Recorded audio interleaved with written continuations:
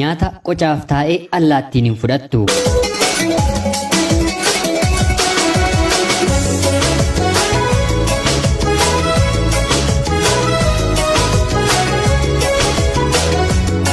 Madinaajiin jedhama. Kan hin dhaladhe godina Arsii aanaa Zawaayee Digdaa keessatti yeroo ta'u, akkuma umriin koo barnootaaf ga'ettis maatiin kiyya ganda baadiyyaa keessa jiraatan Golbee jedhamtu keessatti barumsa kutaa 1 hanga 8 yogguu na barsiisanii itti fufuunis barumsa koo kutaa 9 hanga 10 mana barumsaa Nadhii Gammadaattiin baradhe.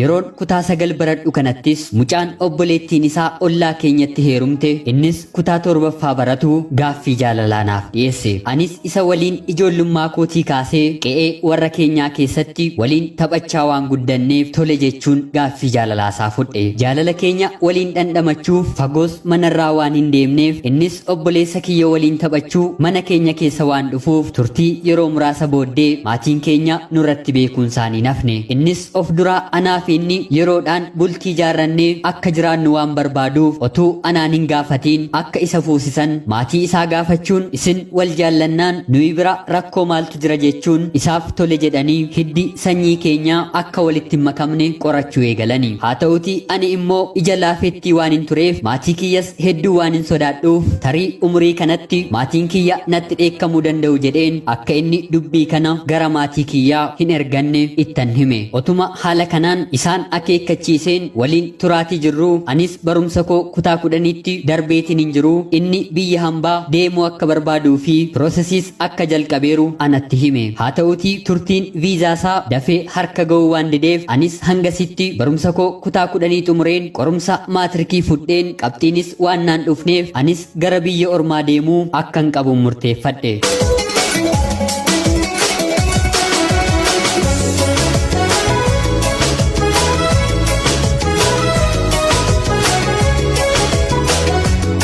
Haa ta'uti mana keenya keessaa obboleessi koo fi abbaan kiyya maal rakkattee maal dhabdee biyya hambaa deemta jechuun akka an hin deemne na akeekkachiisanii. Anis jaalladheen otoo hin taane wayimaafuu qabxiin kutaa 10 waan naan dhufneef asiis taa'ee maalin hojjedha jechuun tooftaawwan garaagaraa haati kiyya garaa naaf laaftee abbaa koo fi obboleessa koo akka naaf eeyyamsiistuuf nyaataaf dhugaatii dhiisuu akka nama kubsateetti sobee sirrirra ciisuu fi amaloota garaagaraa agarsiisuun jalqabe. Kanumaanis yeroo kanatti harmeen kiyya hedduu waan dhiphatteef namoota gurguddoo jaarsummaatti waamuun abbaan koo fi obboleessi koo tole akkanaan jedhan taasiste. Anis baay'ee gammaduun paaspoortii imala koo baafachuun ji'a 2 gidduuttis viizaan naa dhufee gara Saawud Arabiyaatti ni male. Riyaan koos viizaansaa xiqqoo jalaa turus innis carraan isa qaqqabee biyya Kuweetitti imala isaa raawwate. Rabbiif galanni haa ta'uuti anis akkuma achi deemeen bilbila waan naaf bitaniif maatii kiyyaa fi obboloota kiyyatti bilbilachuun eegale. Riyaan kiyyas obboleettiin isaa bilbila koo maatii koorraa fuudhuun isaaf waan ergiteef innis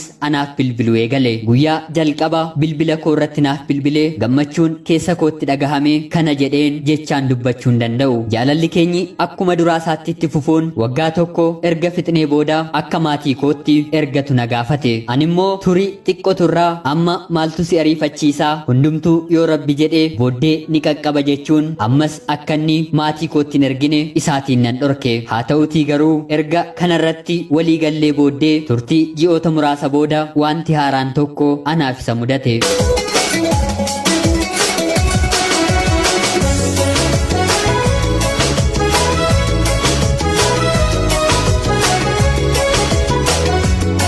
osoo anaa fi inni yoo walitti dabalamnee haadha warraa fi abbaa warraa waliin taana jennu obboleessi isaa kan isa hangafu mucayyoo xiqqoo kan obboleessa koo fuudhuudhaaf fudhate. Mucayyoon baay'ee daa'ima waan taateef maatiin kiyyas baay'ee dallananii aniif innis dubbii kana yeroo dhageenyu baay'ee rifachuun kaleessa biyyoo daaknee guddannee kan wal abdachaa turre sababa obboleessa isaatti jaalala ijoollummaa keenya dhabuudhaaf qophoofne. Amantiin keenya waa'ee dhimma kanaarratti waan nutii isaatiif eeyyamuuf inni garuu homaa abdii hin kutanne. Ani garuu guyyaa sanarraa kaasee abdii koo muradheen isa dhiisuudhaaf murteeffadhe. Akka jaalala wal jaallannuuf silaa abdii kutachuu miti hubni iyyuu nu gidduun galu ture. Garuu kabaja maatii koo fi ulfina abbaan kiyya qe'ee keenya keessatti qabuuf jedheen jaalallee koo dhabuuf ofirratti murteesse. Inni yeroo hundumaa bilbilaan na jajjabeessaa abdii natti horuuf yaalus ani garuu akka wal dhiisuu qabnu yeroo hedduutti meen dhumarratti bilbila isaa kaasuu fi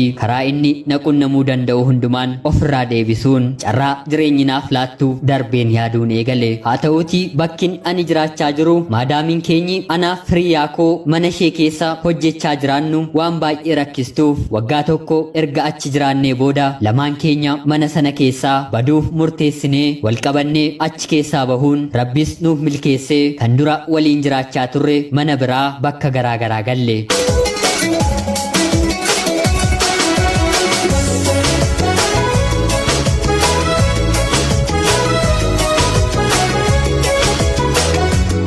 haa ta'uutii hiriyaan koo kun bakki isheen galte mucayyoo narsii bakka jirtu waan ta'eef mucaan kunis amala gaarii kan qabdu waan turteef hiriyaan kiyya wal nu barsiisuun isheenis turtii torbee lama booda gara biyyaatti akka deebitu natti himte. Anis yeroo sanatti bilbila obboloota koof erguu waan hin barbaaduuf anaaf fuutee galta jedheen nama ijaan argee hin beekne gaafuma wal barre waadaan an galchadhe. Rabbiif galanni haa ta'uutii maadaamiin koos nama gaarii waan turteef suuqii ana waliin deemuun bilbila 3 erga waliin binnee booda anis shufeeratti kennee akka itti naaf laatan hin taasise. Isheenis bilbila 3 erga shufeerarraa fuutee booddee akka fuute natti himuun mucaan eessuma ishee waliin guddatu akka isheen imaanaa koo jabeessitee maatii kiyya harkaan naa geessu itti hime. Kanaan booddees mucayyoo ana waliin kana dura galaa turteerraa amala koo gadi fageenyaan erga qoratanii booddee mucaa kana waliin mucayyoon na waliin turte akka wal barru taasiste. Kanaan booddee innis anaaf bilbiluun erga wal barree booda hanga torbee lamaattis mucayyoon biyya galtu kuni obboleessa koof Adaamaatti bilbiltee bilbila 3 sana amantummaadhaan ergatti kennitee booda innis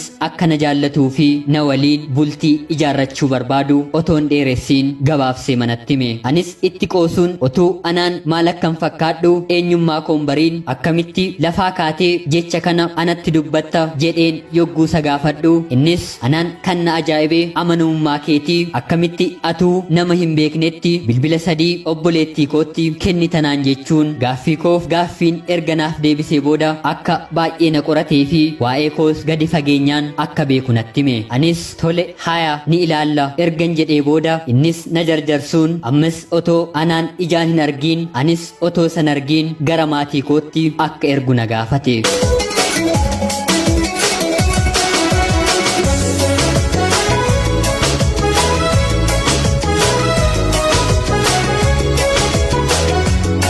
Kanarratti ani isaaf tole jechuu didee garaa itti jabaachuutiif yaalus hiriyaa kiyya jaarsummaa natti erguun yaaddoo meeqaan otoon sodaadhu tole akkan jedhu na taasise. Ergasiis innis maatii isaa gara maatii kootti ergee booda maatiin kiyya kanaan dura mucaan isaanii amantummaan bilbila 3 akka fidde waan beekaniif eeyyama koos anaan na gaafachuun tole jedhanii deebisanii. Mucayyoon kanaan dura gara biyyaa deemtee eeyyamaan waan baateef ji'a 2 fi walakkaa boodas asitti deebite. Maatiin isaas gabbaranii niikaas gochuun wanta hundumaas yeroo gabaabaa keessatti dafanii xumuranii. Aniif inni ijaan illee wal arginee waan hin beekneef anaan hiriyaan koo maal ati jaamaadha moo nama ijaan argitee hin beeknetti heerumuudhaaf niikaa kan godhattu naan jedhu. Anis dhimma kanatti yeroo baay'ee gaabbee ofitti saaree baduufis murteessus innis hiriyoonni isaa maal akkamittiin nama hin beekneef niikaa taasista jechuun isatti qoosanillee aniif innis turtii ji'a 6 booddee ijaan wal arginee walitti dabalamuun baay'ees kan duraan bilbila irratti wal beeknu qaamaanis wal arginee wal jaallachuun rabbi keenyaafis galata galchine. Waggaa 2 jaalala keenya biyya ormaatti erga waliin dhandhamannee booda inni eeyyama biyya kanaa waan hin qabneef poolisiin qabamee gara biyyaatti gale. Osoo biyyatti hin galiinis maallaqa abbaa kootti erguun lafas waan nuuf biteeruuf gara biyyaa erga galee booddee mana bareedaa namni hundumtuu hawwu nuuf ijaaruun xumureeti jira. Alhamdulillah rabbi fuuldura keessa keessan isiniif yaa bareechu nuun jedha. Jaalallee jalqabaa sababa ta'een yoo dhabdanillee abdiin muratina. Rabbi kan sanaa olii isiniitiif baasuu waan danda'uuf waaqni akka namaa miti. Akka tasaa wal barree jireenyaafis walii taane. Abbaa manaa koo anaaf jettee biyya maatii kee dhiistee magaalaa Sallaa keessa jiraachaa jirtu Naasir eessiif. Ani haadha manaa kee Madinaadha. Nagaan bakka jirtutti siitiif haa baay'atu. Waan hedduu na irraanfachiistee jireenya koos bareechite. Yoo Rabbi jedhee yeroo muraasa keessatti ijaan waan wal arginuuf hangasitti obsaanis na eeggadhu. Nyaata qocaaf taa'ee allaattiin hin fuutu. Madinaarraa nagaat galatooma.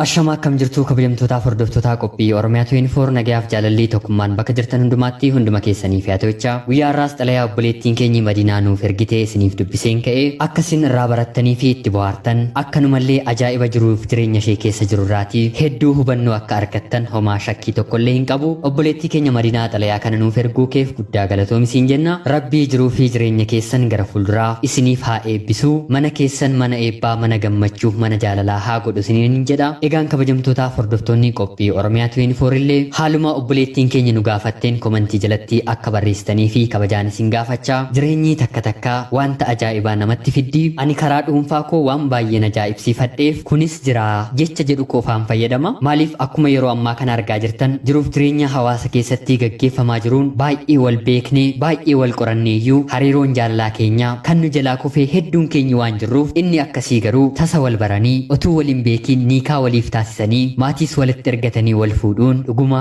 waan ajaa'ibaati. Namni kan jedhe toon taane Rabbii kan jedhetus ta'a. Dhuguma obboleettiin keenya akka jettettis nyaata qocaaf taa'ee allaattiin hin fuudhu. Hunduma keenyaaf xalayaan jireenyaa jaalalaa kun barumsa guddaa kan nuuf ta'udha jedhee namana. Hariiroo jaalalaa keessatti seenaa kan irra qabnu hedduu wal beekuun jireenya fuulduraa akka inni miidhuu fi yoo nuti garuu goota jaalalaa ta'uu barbaanne kan kaleessi darbe darbeera deebisees raawwachuu waan hin dandeenye fuulduratti ejjennoo keenya gonne yoo deemnee akka kana milkaa'uu dandeenya kan jedhu dhaamsa hunduma keenyaaf hin qaba. Yaadaa fi ilaalcha keessan komentii jalatti naaf barreessaa jecha. Namoonni chaanaalii keenyaaf haaraa taatan anaa dhufuu kun Oromiyaa 24 guyyaa guyyaatiin xalayaa jaalalaa seenaa jireenyaa fi asoosama gaggabaabaa isiniif qabattee waan dhiyaattuuf isinillee sabskiraayib gochuun maatii keenya taatanii xalayaa jaalalaa seenaa jireenyaa nama barsiisuu bashannansiisuu danda'u yoo qabaattan karaa lakkoofsa bilbilaa keenyaa karaa teelegiraamii nuuf erguun irratti hirmaachuu hin dandeessu jecha. Rabbii addunyaa keenyaaf araara isaa nuuf haa deebisu. Dhibee nutti dhufe kanas nuuf haa qabbaneessu jecha qopheessuuf qindeessuun hanga yoonaatti isin waliin kanan ture gammachiis tashoomeen jedhama. Laayikii fi sheer gochuun deeggarsa keessaniin nun dagatiinaa jecha qophii gara biraatiin hanga walitti deebinutti turtii gaarii.